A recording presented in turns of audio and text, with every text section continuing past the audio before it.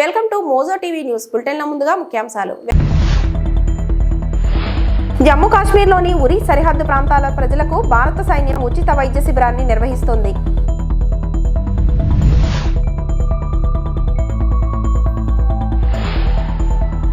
యువగలం పాదయాత్ర విశేషాలతో రూపొందించిన పుస్తకాన్ని యువనేత నారా లోకేష్ టీడీపీ అధినేత చంద్రబాబు నాయుడుకి అందజేశారు.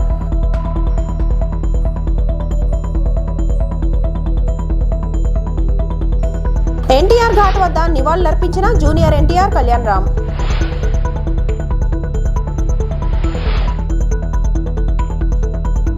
వివిధ రంగాల్లో చేసిన విశేష సేవలకు గాను కేంద్రం ఈ ఏడాది ప్రకటించిన పద్మ పురస్కారాలను పలువురు ప్రముఖులు రాష్ట్రపతి ద్రౌపది ముర్ము చేతుల మీదుగా అందుకున్నారు.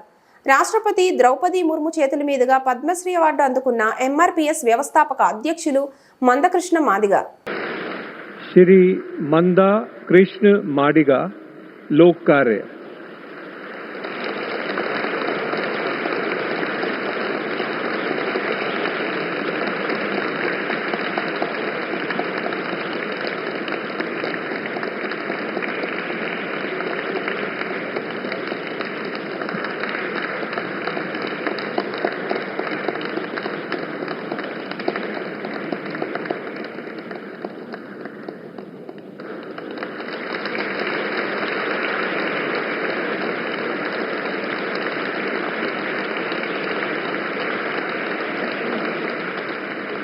శ్రీ రేబకాంత్ మహంత. ఇండో పాక్ వివాదంలో పాకిస్తాన్ కాల్పుల వల్ల ప్రభావితమైన పౌరులకు మద్దతు ఇచ్చే మానవతా ప్రయత్నంగా భాగంగా భారత సైన్యం మే 28న జమ్మూ కాశ్మీర్లోని ఉరి సెక్టార్ సరిహద్దు ప్రాంతాల్లో ఉచిత వైద్య శిబిరాన్ని నిర్వహించింది.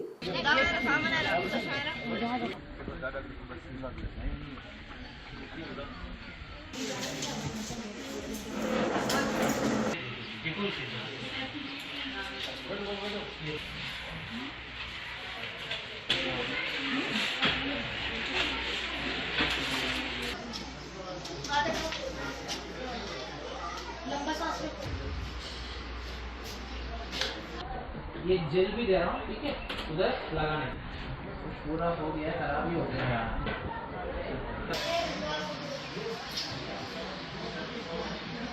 हमें बड़ी खुशी हुई कि यहाँ जो इंडियन आर्मी ने मेडिकल कैंप यहाँ लगाया नामला में बी में कि हमारे लोगों को यहाँ कई लोग ऐसे हैं जो अस्पताल जाने में काफ़ी दिक्कतें आती हैं उन्हें.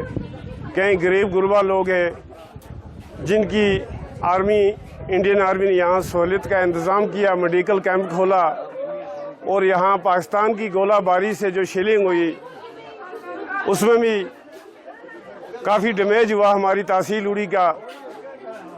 तो हम इंडियन आर्मी के बहुत शुक्रगुजार हैं जिन्होंने यहाँ नामला बी में हमें मेडिकल की सुविधा दी और हमें इस गरीब आवाम को जो दूर पार हॉस्पिटल बारामूला श्रीनगर उड़ी तक भी ना जा पाते हैं, कभी कभार ऐसा भी होता है, तो आर्मी की वजह से हमें काफ़ी सहूलियत मिली और हमेशा आगे भी हमें उम्मीद है कि ये मेडिकल कैंप्स जो है ये जारी रहेंगे, लोगों की हेल्प होगी, हमें कोई हमारी तहसील उड़ी की अवाम को कोई दिक्कत.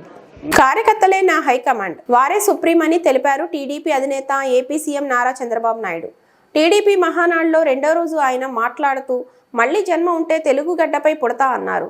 కార్యకర్త నా హైకమాండ్, కార్యకర్తే నా సుప్రీం అని స్పష్టం చేశారు. తొలిసారిగా 65 మంది యువతకు సీట్లు ఇచ్చాం, ఎమ్మెల్యేలు ఎంపీలు గెలిచారని గుర్తు చేశారు. లోకేష్ 6 శాసనాలు ప్రవేశపెట్టారు. ఆయనకు ఉన్న నాలెడ్జితో మంచి ఆలోచనలు చేస్తున్నారు. టీడీపీ కొత్త తరహా పరిపాలనకు శ్రీకారం చుట్టింది. ఎప్పటికప్పుడు ప్రజాభిప్రాయం తీసుకుంటున్నాం అన్నారు. కార్యకర్తలే అధినేతలుగా మహానాడు నిర్వహిస్తున్నాం. కొన్ని నియోజకవర్గాల్లో ఓడినా మెజార్టీ వచ్చిందని వెల్లడించారు. మీరు చూస్తే రాబోయే 40 సంవత్సరాలకి ఒక రోడ్ మ్యాప్ని రూపకల్పన చేసుకున్నాం. అదే సమయంలో నూతన నాయకత్వాన్ని కూడా తీసుకొస్తున్నాం ఎప్పటికప్పుడు. ఇంకో పక్క 6 శాసనాలు చేసుకుంటున్నాం. ఈ 3 కలిపి ముందుకు తీసుకుపోవాల్సిన బాధ్యత మనందరిది. ఎప్పుడు కూడా నాకు తెలుగు జాతి నెంబర్ 1. నా జీవితంలో తెలుగు జాతి కోసం మళ్ళీ అంటూ ఒక జన్మ ఉంటే తెలుగు గడ్డపైనే పుడతానని మరొక్కసారి మీ అందరికీ విజ్ఞప్తి చేస్తున్నా. అదే మారిగా ఈరోజు నా ఆలోచన ఇది నెరవేర్చేది పార్టీ కార్యకర్త. అందుకే కార్యకర్తే అధినేత, మీరే నా హైకమాండ్ కూడా, మీరే సుప్రీం కూడా. ఇది పార్టీ సిద్ధాంతం అని మరొకసారి విజ్ఞప్తి చేస్తున్నాను. వేదిక పైనుండే నాయకులు కానీ మీరు కానీ అందరం గుర్తుపెట్టుకోవాల్సింది, పార్టీకి సాధారణ కార్యకర్త ఎప్పటికీ శాశ్వతంగా సుప్రీంగా ఉంటాడని చెప్పి కూడా నేను మీకు తెలియజేస్తున్నా. మామూలు విషయం కాదు.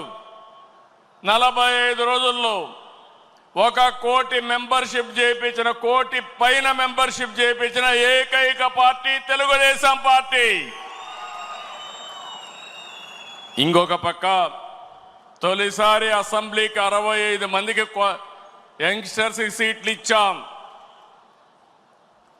ఇది ఒక చరిత్ర. ఏ రాజకీయ పార్టీ కూడా ఇంత సాహసం చేయలేదు.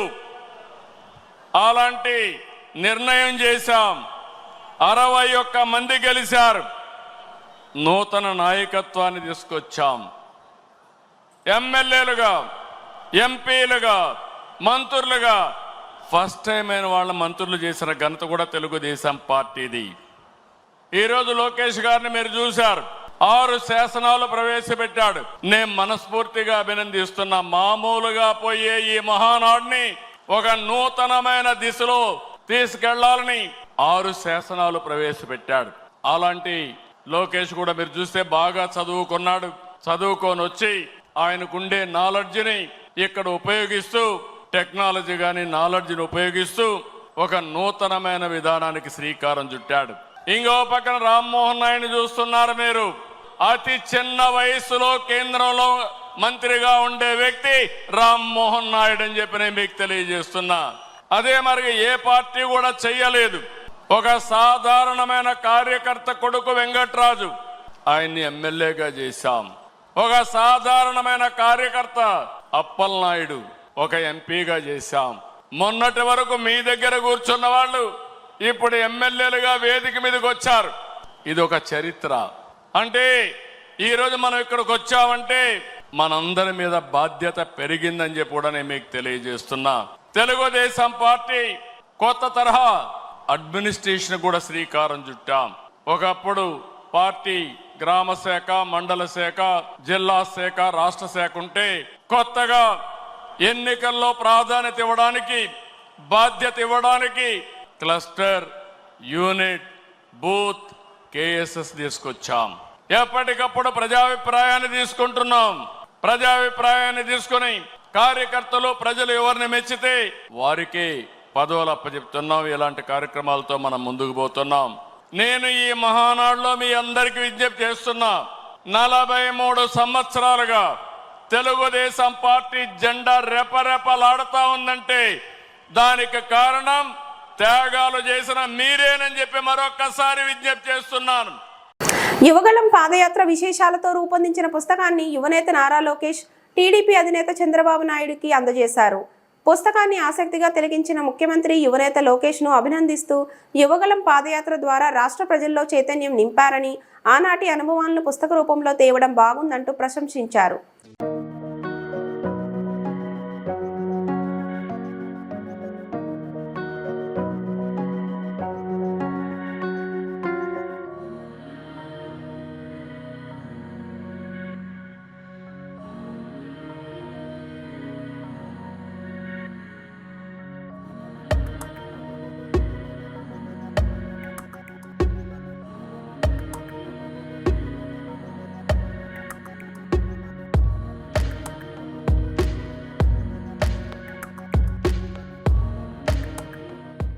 ఎన్టీఆర్ జయంతి సందర్భంగా హైదరాబాద్లోని ఎన్టీఆర్ ఘాట్ వద్ద జూనియర్ ఎన్టీఆర్ కళ్యాణ్ రామ్ నివాళి అర్పించారు. తెలుగు ప్రజలకు ఆయన చేసిన సేవలను వారు గుర్తు చేసుకున్నారు. ప్రముఖుల రాక సందర్భంగా ఎన్టీఆర్ ఘాట్ వద్ద పోలీసులు బందోబస్తు ఏర్పాటు చేశారు.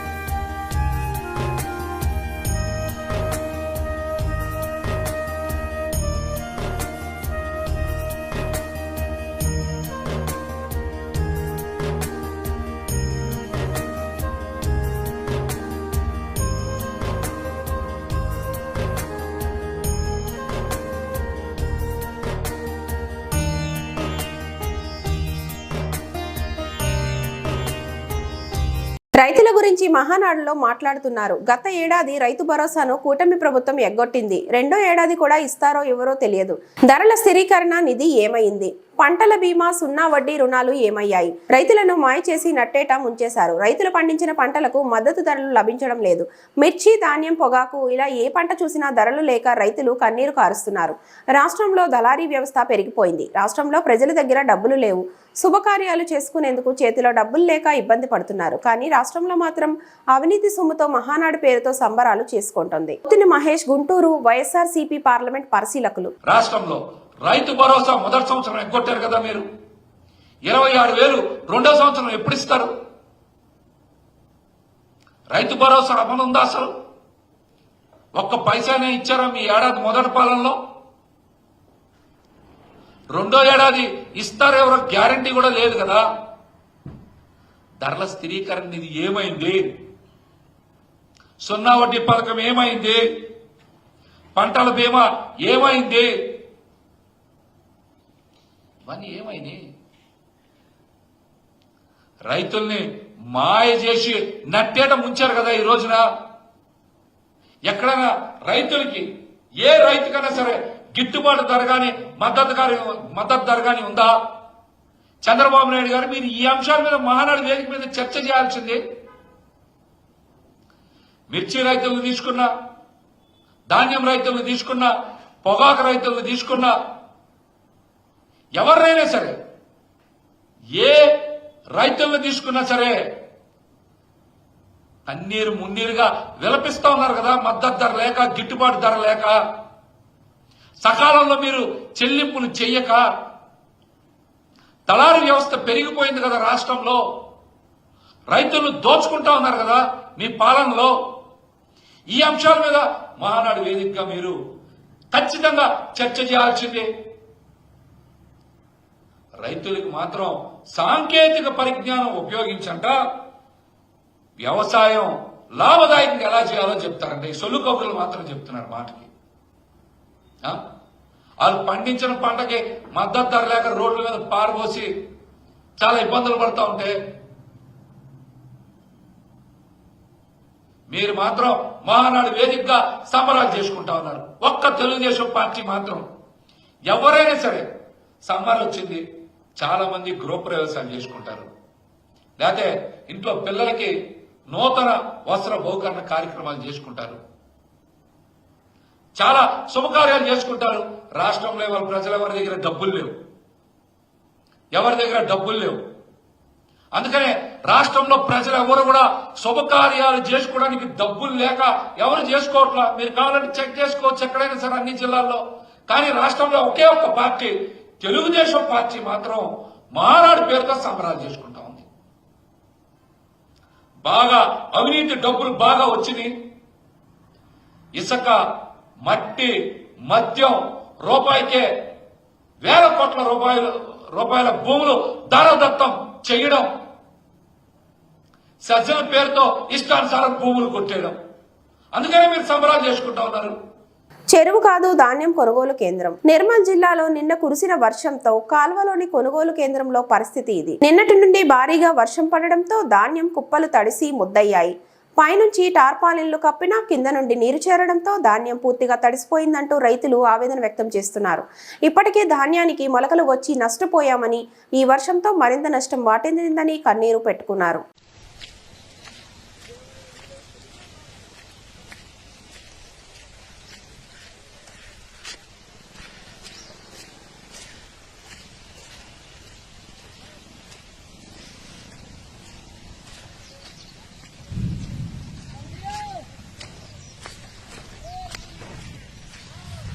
కాల్వలో ప్రస్తుత పరిస్థితి, సెంటర్ పరిస్థితి ఎట్లా నాటిపోతున్నాయి వడ్లు.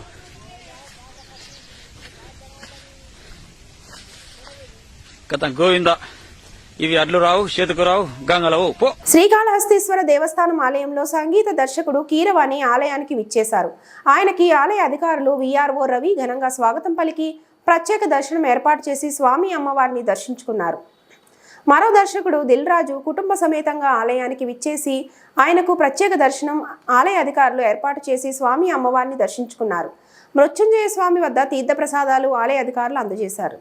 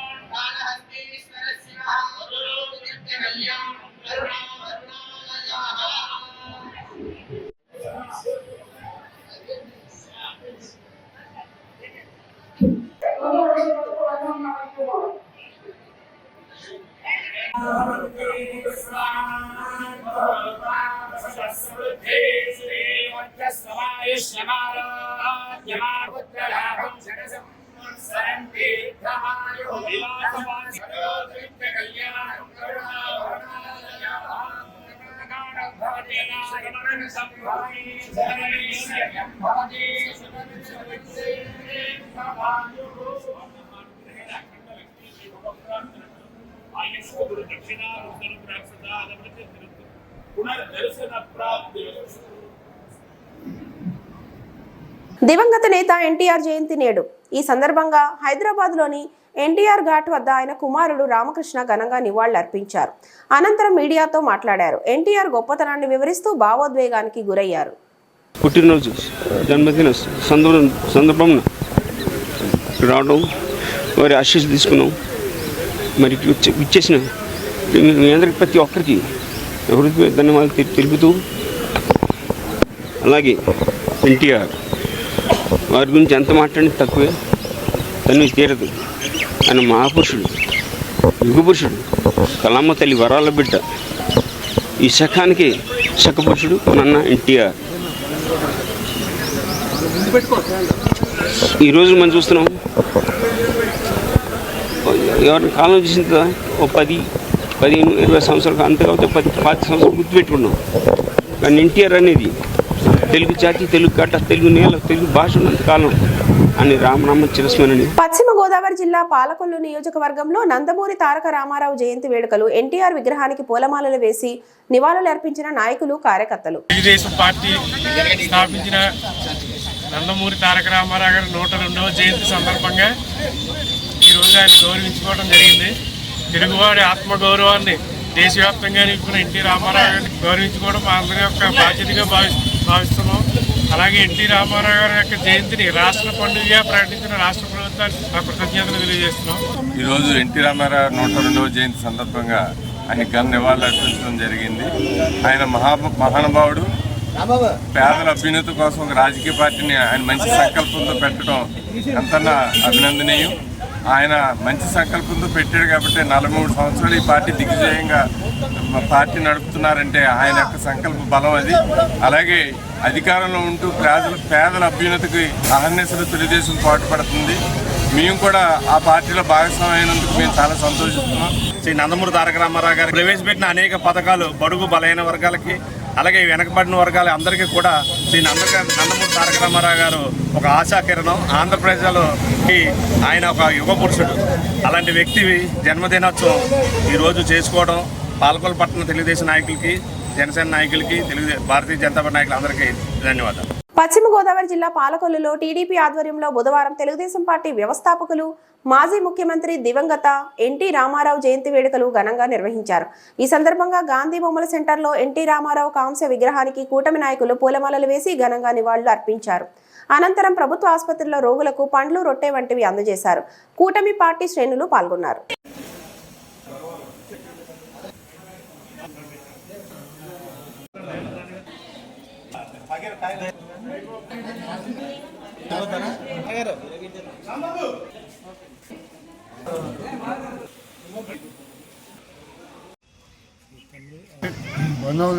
సంవత్సరంలో మన అన్న ఎన్టీ రామారావు గారు స్థాపించిన ఈ తెలుగుదేశం పార్టీ దినదిన ప్రవర్ధమానమని ఇంతవరకు 43 సంవత్సరాల పాటు అప్రతిహతంగా ఎన్నో కష్టాలు నష్టాలు ఎదుర్కొని ఇవాళకి కూడా తెలుగుదేశం పార్టీ ఇలా సర్వే అవుతుందంటే బలమైన కార్యకర్తల బలంతో ముందుకు వెళ్తోంది. దీనికి అంతకే కారణం ఈ స్వర్గీయ ఎన్టీ రామారావు ఆశీస్సులు అని చెప్పి మేము బలంగా నమ్ముతాం. ఆయన పుట్టినరోజు సందర్భంగా ఇక్కడ హాస్పిటల్లో ప్రతి సంవత్సరం కూడా పళ్ళు, బ్రెడ్ అన్ని పంచిపెట్టడం జరుగుతుంది. నందమూరి తారక రామారావు గారి 102వ జయంతి సందర్భంగా స్థానిక గాంధీ బొమ్మల సెంటర్లో మన నందమూరి తారక రామారావు గారి విగ్రహానికి పూలమాలలు వేయడం జరిగింది. అలాగే అనంతరం మన గవర్నమెంట్ హాస్పిటల్లో మన మంత్రి రామారెడ్డి గారి ఆదేశాల మేరకు వృద్ధులకు, రోగులకు అందరికీ ఫ్రూట్స్ పంపిణీ కార్యక్రమం జరిగింది. అందులో మా జనసేన పార్టీని కూడా భాగం చేసినందుకు మన ఇరిగేషన్ మంత్రి రామారెడ్డి గారికి కూడా మా పార్టీ తరఫున కూడా కృతజ్ఞతలు తెలియజేసుకున్నాం. శ్రీ విశ్వవిఖ్యాత నట సార్వభౌమ శ్రీ స్వర్గీయ నందమూరి తారక రామారావు గారి 102వ జయంతి ఉత్సవాల సందర్భంగా ఆ మహనీయునికి ఘన నివాళులు అర్పిస్తున్నాం. తెలుగుదేశం పార్టీ ప్రజలకి ఒక మంచి క్రమశిక్షణ గల పార్టీగా స్థాపించి ఎంతోమంది నాయకుల్ని అందులో ప్రవేశపెట్టి పేద మధ్య తరగతి ప్రజలకు అందుబాటులో ఉండే విధానంగా పార్టీ యొక్క విధానాలను ప్రవేశపెట్టినటువంటి వ్యక్తి నందమూరి తారక రామారావు గారు. జయంతి సందర్భంగా ఈ రోజున గవర్నమెంట్ హాస్పిటల్లో మా మంత్రివర్యులు డాక్టర్ నిమ్మల రామానాయుడు గారి ఆదేశం మేరకు పళ్ళు అవి పంచిపెట్టడం జరిగింది.